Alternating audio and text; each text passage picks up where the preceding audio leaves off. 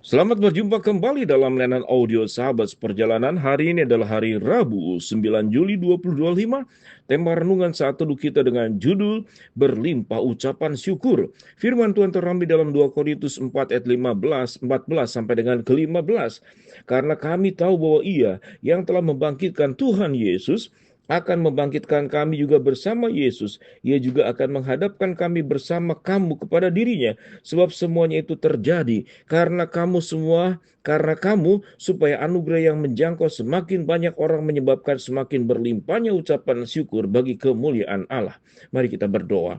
Bapa yang di dalam surga, biarlah kami boleh menjadi pribadi yang penuh dengan ucapan syukur yang berlimpah sebagaimana diajarkan oleh Rasul Paulus kepada jemaat di Korintus. Dalam nama Tuhan Yesus kami berdoa. Amin.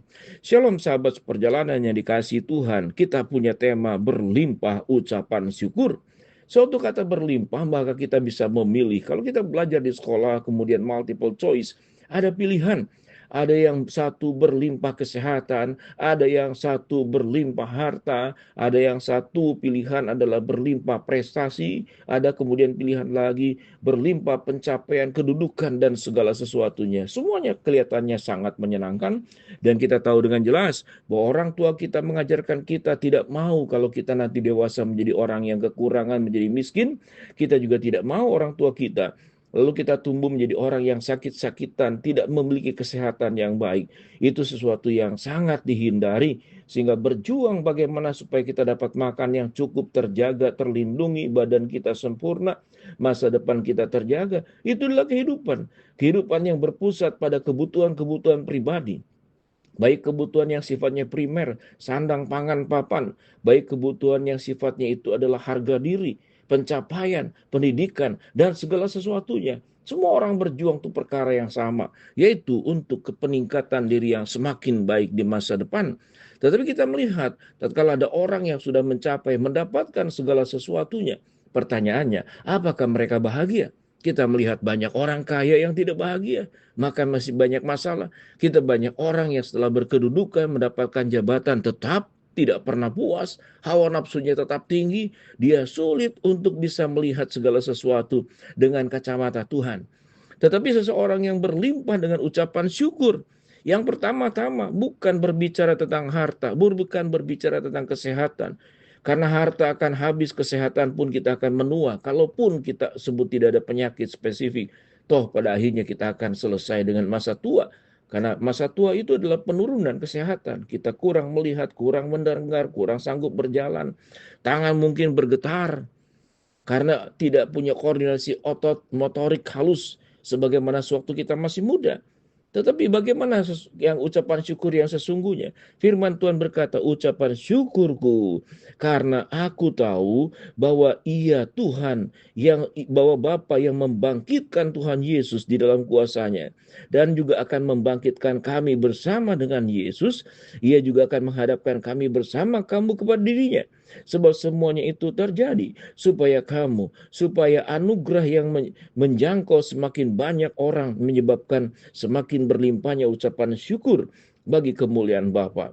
Jadi kalau kita melihat ada rasa syukur yang paling utama dalam hidup kita, yaitu rasa syukur yang tidak bisa dimakan oleh zaman, tidak bisa digerus oleh waktu, yang tidak bisa dirusak oleh kondisi alam ini. Yaitu apa? Yaitu kebangkitan orang mati. Setiap kita masing-masing akan kemudian setelah meninggal, kita akan mengalami pembusukan. Kita tahu dengan jelas proses pembusukan sebagaimana makhluk hidup lainnya. Kita kalau makan makanan yang kemudian lewat 1 hari, 2 hari, itu sudah berbau busuk. Daging pun sama, kalau tidak dimasukkan freezer beberapa 1-2 hari, itu akan berbau busuk dengan sangat cepat.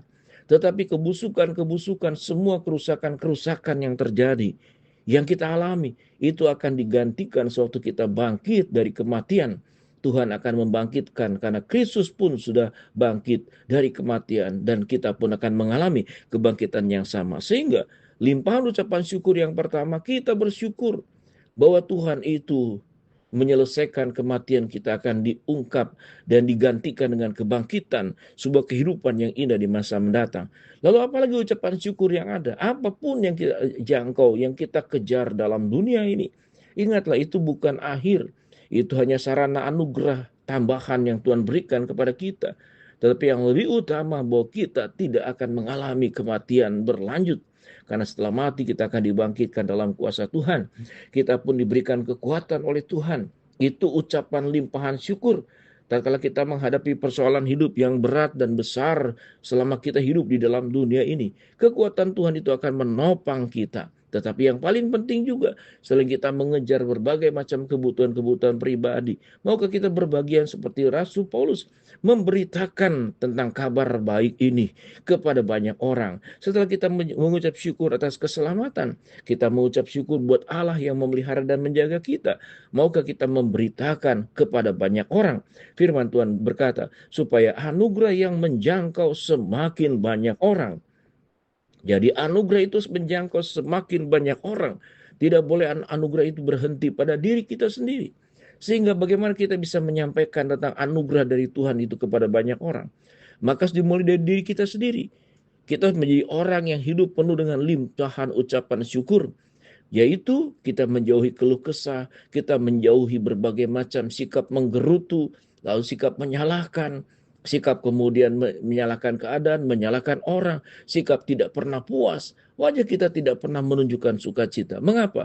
Karena kita berjuang untuk mendapatkan sesuatu yang terbaik di dalam dunia ini, yang satu hari kelak nanti pun akan terlepas dari seluruh kehidupan kita.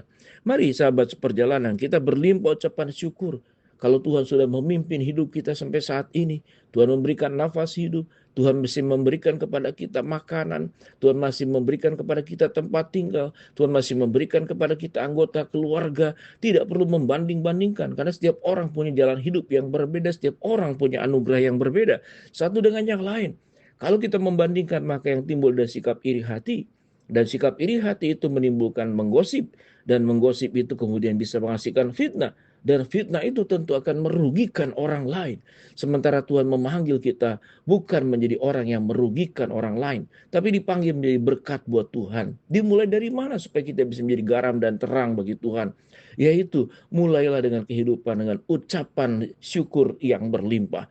Orang yang bersyukur dan ucapannya itu berlimpah, ucapan syukurnya berlimpah, kehidupannya akan penuh dengan sukacita, kehidupan juga akan penuh dengan kerukunan, kehidupannya tidak punya problem dengan banyak orang, karena dia tidak pernah mempermasalahkan perkara-perkara dosa orang lain, karena dia berjuang bagaimana memperbaiki kekurangan dan juga dosa-dosanya sendiri, sehingga dengan demikian hidupnya benar-benar akan penuh dengan ucapan limpahan syukur, karena mempercayai juga bahwa Tuhan merancangkan seluruh kehidupan kita, peristiwa-peristiwa hidup yang terjadi pada diri kita, jatuh bangun, lalu kemudian terkadang kita berada dalam lembah kekelaman sekalipun, kita tetap bersyukur, tidak menyalahkan keadaan, karena Tuhan sedang merancang semua yang terbaik kepada kita. Bersyukurlah, bukan apa yang belum kita punya, tapi berapa besar anugerah kebaikan Allah yang masih kita nikmati, yang masih kita pegang. Sehingga dengan demikian hidup kita penuh dengan ucapan limpahan syukur yang terutama. Karena satu hari kelak nanti Tuhan akan membangkitkan kita dalam kuasa kebangkitan Kristus, kita menikmati keindahan di surga sana. Mari kita berdoa. Bapa dalam surga, terima kasih buat kebenaran firman Allah yang kami pelajari. Hamba-Mu berdoa buat sahabat seperjalanan yang sakit, Tuhan jamah sembuhkan. Sahabat seperjalanan yang sedang menghadapi masalah, Tuhan bukakan jalan.